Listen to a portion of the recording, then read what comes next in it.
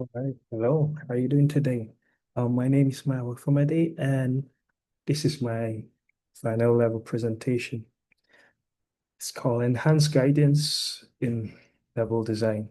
The goal for this presentation is to create an effective guidance system that uses all three guidance, namely explicit, subtle, and covert guidance, to give players emotion on what they are doing during gameplay and also influence their decision making during gameplay.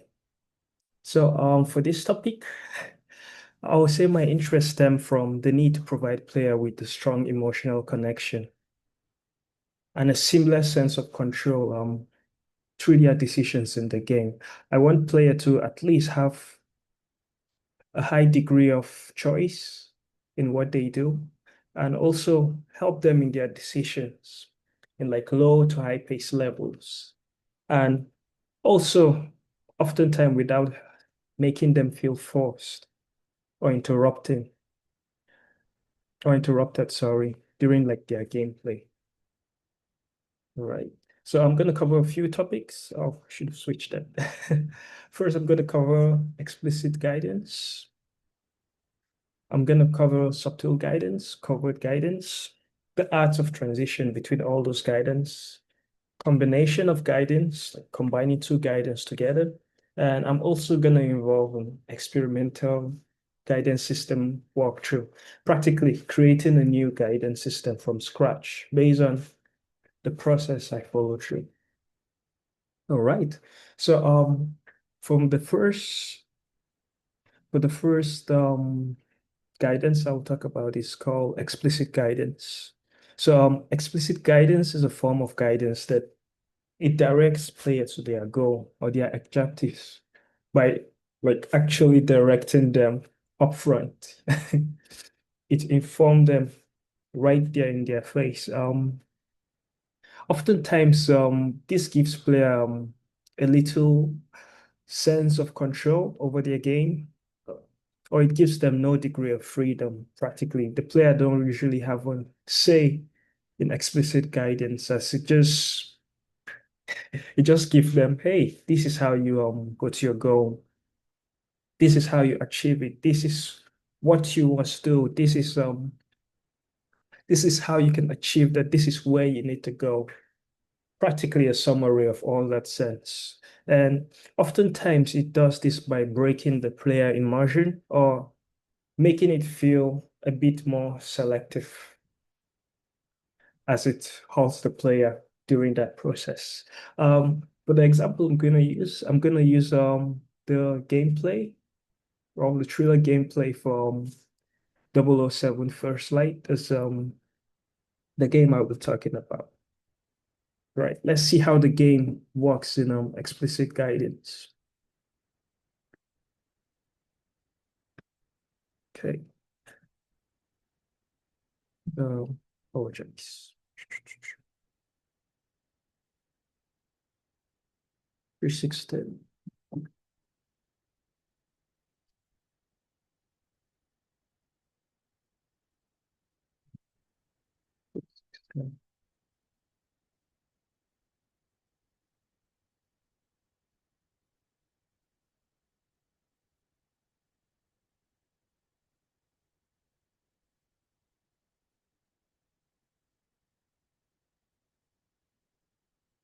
Here you can see a UI function pops up right into the screen. And also, you could see the player really didn't have a say in that process. They had to stay through the cutscene. And also, the chauffeur, in this case, directed the players to where they're supposed to park. And if you could observe on this part of the screen, there's a little UI that directs the player on where to go next.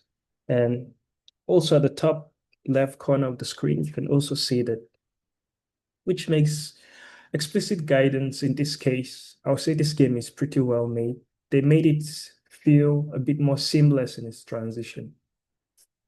I'll cover more of that later. All right. There's various other, but for the sake of time, I'll try to speed through things. Okay. So the second one is subtle guidance. Subtle guidance is a form of guidance that directs player on their goal or objective without like directly informing them upfront with like UI tags or all those stuff. It uses a lot of color lightening. It uses the level geometry of the level design in that case.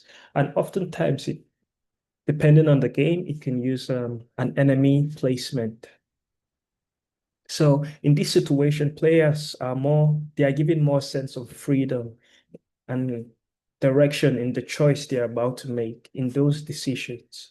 And actually, those choice and decisions actually make the gameplay stand out unique in its own way because those decisions they take actually have different influence or actions to what they are doing at that point in time. So, and also because of the huge degree of freedom it gives players during that time, players feel a lot of control and are connected more emotionally in that scenario at that point in time. Let's take a look as an example at 513 of the 007 game.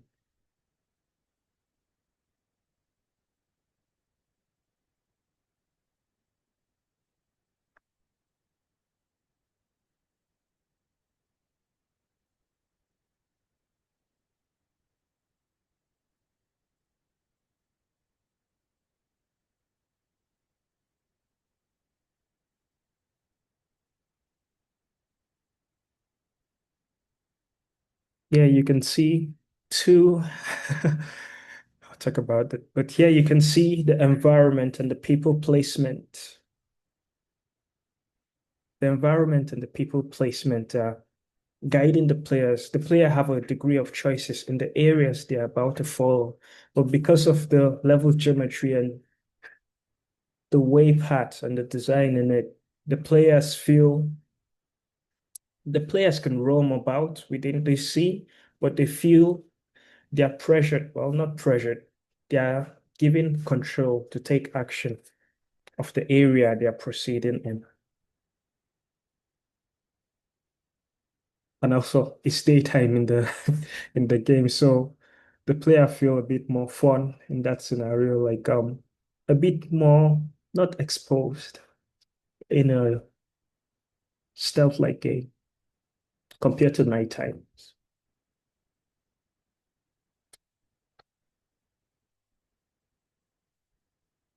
Also, the player fully immersed as you observe, they have control over what they do.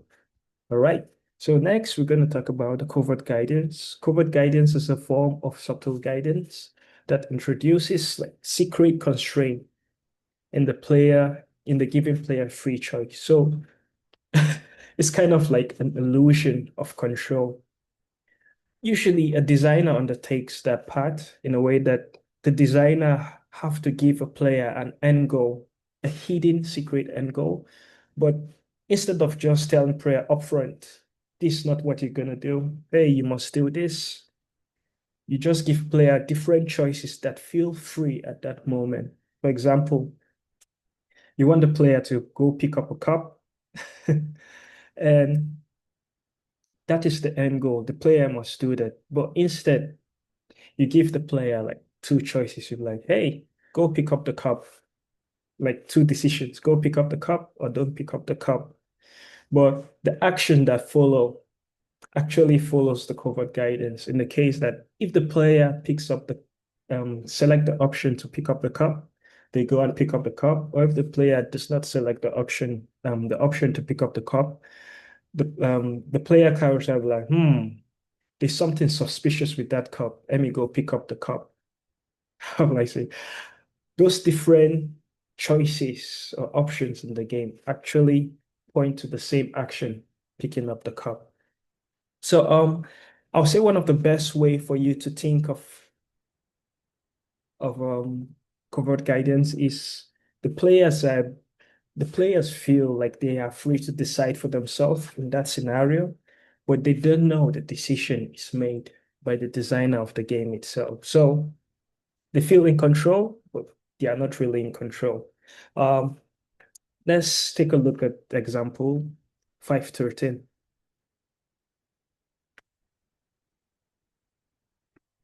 The same example talk about.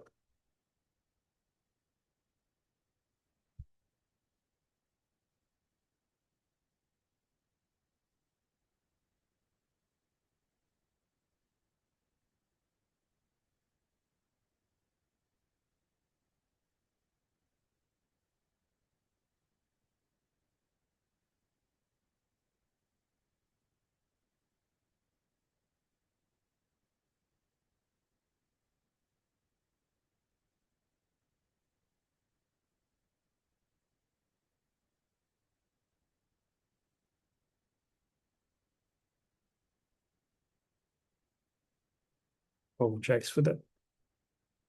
All right. In this place, you can see actually the player think they have a degree of choice in how they could navigate the area, but the end goal of the game is to go up, is to reach that end point in that game. So the player are given a sense that they could navigate all around the area. Like they're given a kind of illusion of that choice, but at the same time, the end goal of that whole setting is to infiltrate the area at this point in time.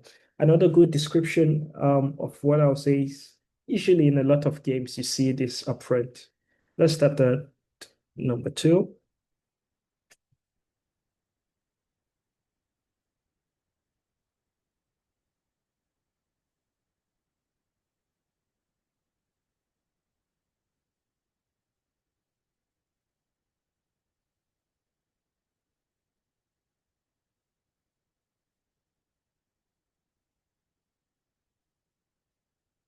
Right here.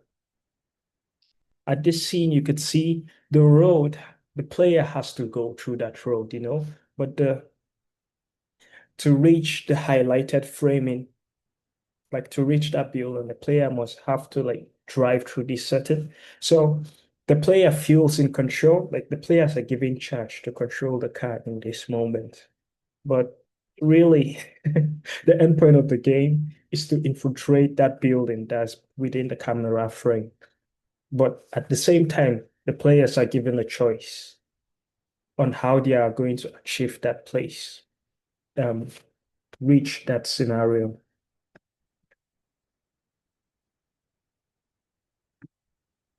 Once again, I apologize for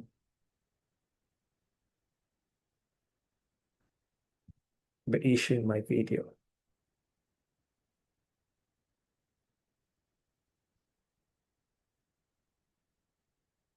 Sorry for this. Okay,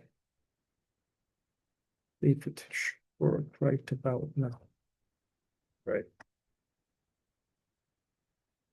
So I didn't really talk about much of the examples for covered guidance, but usually it's like NPC choices. Hey, like if you have an NPC that decide not to follow through in a certain action, like if you see an NPC running away from a certain scene, the player is more inclined, depending on the scenario, to either run away from that scene or go to explore it, depending on how you want the player, the designer, depending how the designer want the player to be.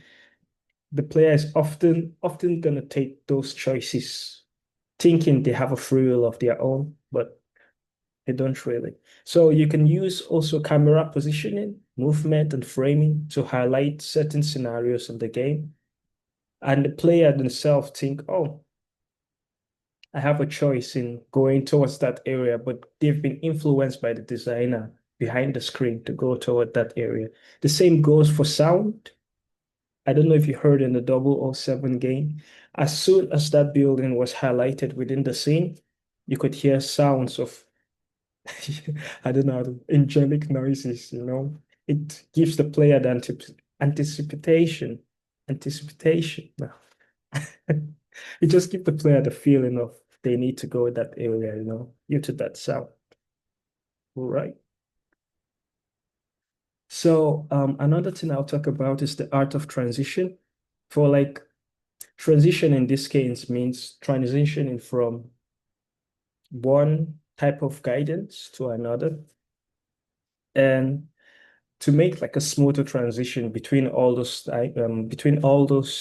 guidance system, you have to your guidance system must the transition system, I mean, apologize, must achieve a goal in that purpose in time. It should give the player like a degree of freedom of choice. It should also give players a degree of control at that point in time. It should have an effective limit. Like you don't want to give a guidance system option that is way out of limit and out of scope for players. You want the players, hey, you can go to this certain direction, but you can exceed this certain range or so. For example, you could the transition also need to draw the players very seamlessly. Like it should be smooth enough that the player shouldn't observe it. It should be unconscious. And also, it should have a mood-inducing sound. An example I'll give you of that is the example at 640 of the 007 game. Right. Let's go to 6.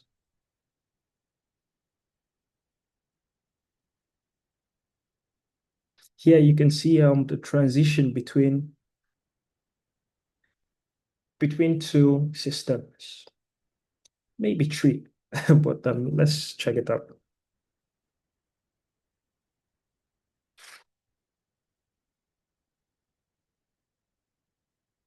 See?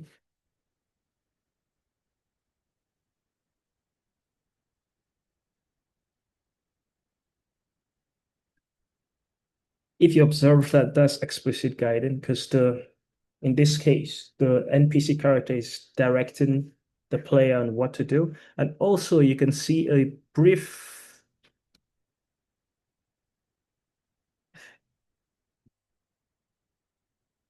oh no, I keep missing that, I apologize. You can see a brief explicit guidance system, especially in the UI for which dialogue to take next pop up. And also I could count this as a covert guidance because either options you take, you need to infiltrate that building. Like no matter which options the player take, they have to infiltrate the building. So that was a smooth transition between explicit and covert guidance at the same time without people realizing that, right, this second one is actually good too.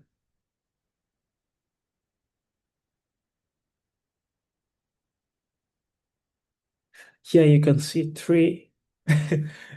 oh man, it's so smart. You can see three guidance system actions. The dialogue, like the character himself informing the players of how to see the camera, see those angles, those vision. You can see explicit guidance in that case after the player talks or while the player is talking. And also you can see the subtle guidance, like how they blur the screen to make the player more focus on that area point in time. So I'll say this is one of the best transition I've seen in a game. Right. Okay. I think I covered this a little bit, but to combine different guidance, you have to make the transition in this case achieve a goal. Like for the video we are watching, the player needs to infiltrate that point. The player has a choice in which option they need to take. The player feels in control of how you guide the camera and all that. And there's a limit to what the player can do. As you can see, they can't blindly and directly crush through that scene to interpret the part. And it kind of draws in the audience effortlessly from one stage to another, like from explicit to covert to explicit to subtle. It kind of have like a seamless transition. And also it has like a great amount, a good sound. And also the dialogue too could count as a sound in this case. Well, yeah, to combine those stuff, you have to actually find the type of system Sorry, you have to find, yeah, the type of guidance system you want to place. You have to make sure all the transition steps accomplish this goal. Then you have to make it seamless with the next type of transition using those transition steps I just highlighted now. All right. So here is an experimental way to create a system. It's it's my first time doing this and I'm actually happy about it. I could work more on it too to polish it up. So this system is a way to create like a new guidance system and determine how it affects the player's emotion in this case. All right. So one of the first thing I'll say is create a cue, create any type of actions, you know. For example, you could say, you know what, my action is to run.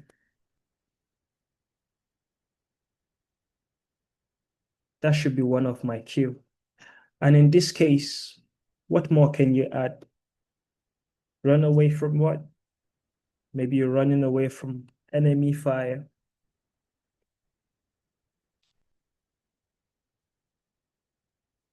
And like, that's an active or active in this sense is that you can see it currently in the state. Passive in the sense that like for example, a light shines in a certain direction and it never changes.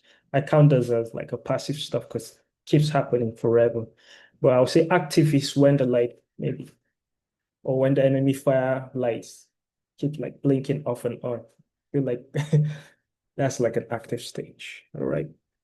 So we could say active, active stage.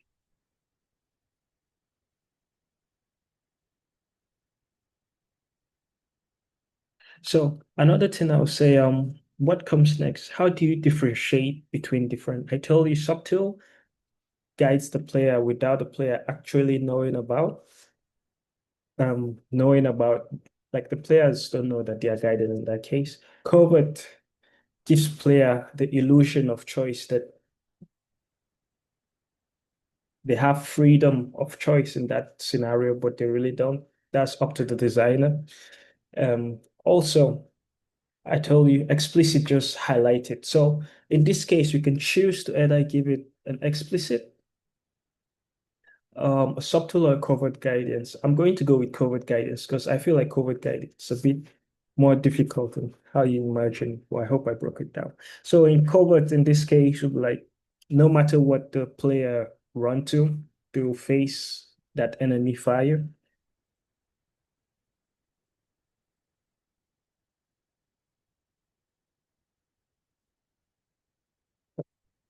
Right. All right. The second phase I created is the immersion and emotion. So what type of emotion are you aiming to give player at that point in time? In our case, I'll say maybe fear and courage,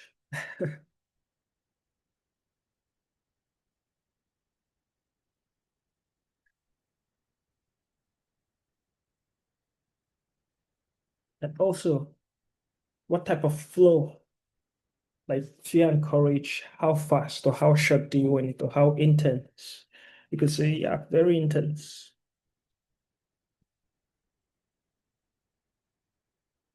And due to this, you can you could give it more pacing and while you polish the game. So for um for all this thing we've listed out currently, we um we have to combine them together and we have to polish all these steps together using the transition steps I told you about and the types of guidance system I talked about. So first, say, oh, run, enemy fire, active. Let's go back to the steps. First, what is the goal? What is the goal of that system?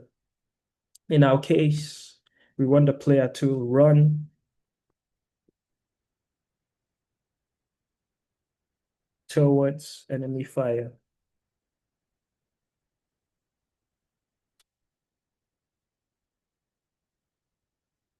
And also let's continue this.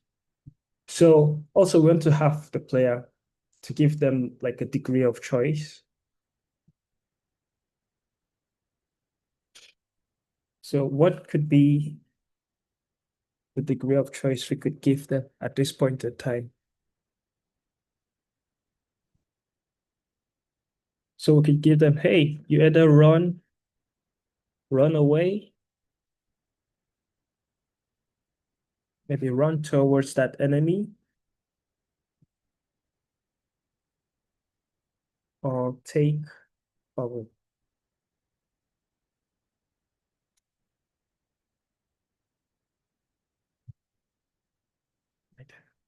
So you often want the system to have an effective limit. So you don't want the player, in this case, while the player is running towards that enemy fire, or they choose to take cover in that instance, you want to you want to limit the options they have during those scenes. So the player can't run backwards if you want to, or the player can't run away from the scene in that case. So players can't run backwards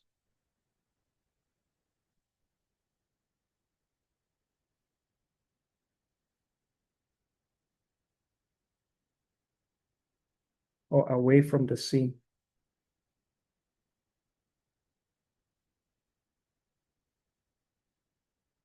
All right. And next, I'll say that has to be a good enemy fire. Like it has to throw the player. I'll say in this case, subtle guidance will work well in a way that it could capture the enemy eyesight as soon as as soon as it can. Because like during enemy fire, you could make it really blink light and smoke all around and sounds too.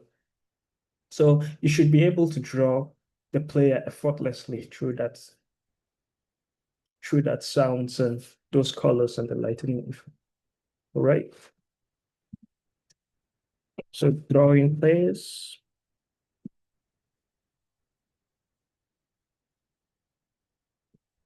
using color,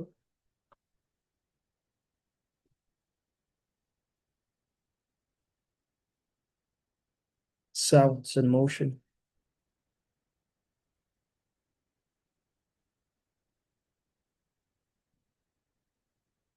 Finally, this is the polished prototype of everything we've done here. So now, based from all phase one, phase two, and phase three, we can make that into like a final prototype. So we could say, what is the final goal of our system in this case? Based on what we have, we know the final goal.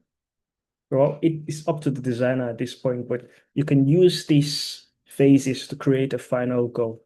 So in this case, the enemy runs away, the enemy runs towards, the enemy runs, there's an enemy fire, it's in an active stage, and the player faces the enemy fire. And also, you want the player to feel fear and also courageous at that point in time. And you want the scene to be very intense. And also, you want the player to run towards that fire. The players can either run towards that fire, or the player can take cover at that point in time. And also, the player are given limits. They can run forward or backwards. And also, it draws in players using sound, motion, blurring. And now we can create a final goal for that player. So you want like now our system,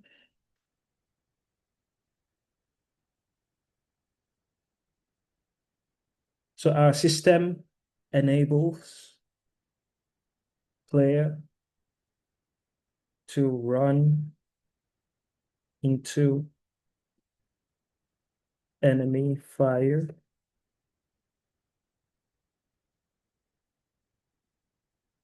with great intense.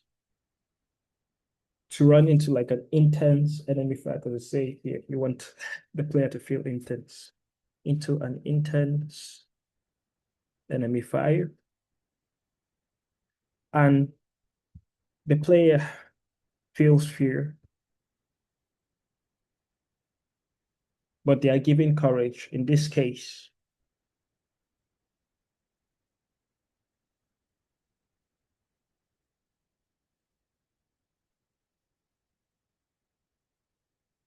they are given courage to take action. And also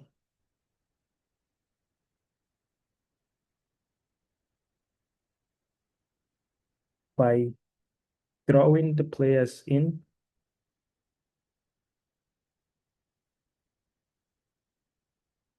with sound, colors, and motion. That's it. You could polish this based on everything we do now. You could polish up this system. So first, we know our system uses sound, it uses colors, and it also uses motion. So we can say it's a combination of subtle, covert, and even possibly explicit guidance, depending on how you want it. You could, hey, attack the core, attack face the fire, you know. You can make it, you can highlight it on the screen, and you can also inform the players in that choice that they are given, how will I say, they won't die as they face the enemy fire, you know. So it could be anything you want to at that point in time because you've already stated the goal and you've already stated how that goals could be achieved, you know. So you have more varied option on how you could manipulate that prototype. And also, you've given the player a degree of emotion at that point in time of fear and courage. And also, you've given that prototype a seamless way to transition between those type of guidance system. Because you'd be like, hey, inform the UI, the player with the UI pop-up screen. Second, you could create a covert guidance system that you can either, you need to go towards that enemy fire or take cover, and also a subtle guidance system that gives that player motivation in the degree of freedom they have by using colors and motion and sound at that point in time. So this is very experimental, by the way, but I'm glad for this. I feel like using these steps, you could actually create a good guidance system for most of the game you could think of, especially in first person games. No, third person in this case, sorry. Yeah, thank you so much. And these are my sources. I recommend the book The Art of Game Design by Jesse Schell, one of the best book ever for game design. It covers a lot more apart from just guidance system and all that. I'll encourage you to actually read it. It's a great read, especially for the game design and developer. And also, the second is the 007 First Light early gameplay. I'll say you should check it out. Apart from the guidance system, I believe it gives people a detailed highlight of, well, depending on what the audience is. But if you're a game developer and design, I feel like actually checking how other games achieve those methods will give you a better idea of how you could implement a created system in this case. Or if you have avid game watcher, you can just watch it for fun, you know.